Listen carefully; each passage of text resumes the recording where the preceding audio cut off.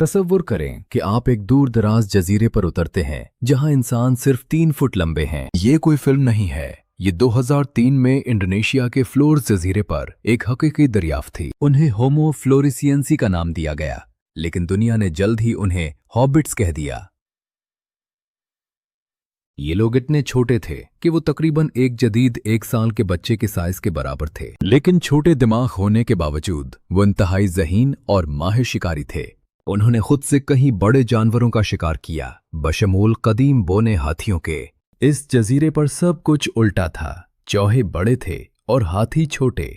साइंसदानों का मानना है कि महदूद जजीरे के वसाइल ने उन्हें हजारों सालों में हुज्म में सुकड़ने का बायस बनाया। ये हॉबिट्स तकरीबन 50,000 साल पहले तक जिंदा रहे, फिर अचानक वो गायब हो गए। क्या किसी बीमारी ने उन्हें मार डाला या उन्हें हमारे अपने इंसानी आबाओ अजदाद ने खत्म कर दिया? कुछ मकामी लोग यकीन रखते हैं कि वो आज भी जंगल के गहरे कोनों में छुपे हुए हैं। क्या हम वाकई जमीन पर सिर्फ इंसान हैं? शायद हकीकत हमारी सोच से ज्यादा अजीब है। हमें कमेंट्स में बताएं और मजीद असरार के लिए लाइक और सब्सक्राइब करना न भूलें।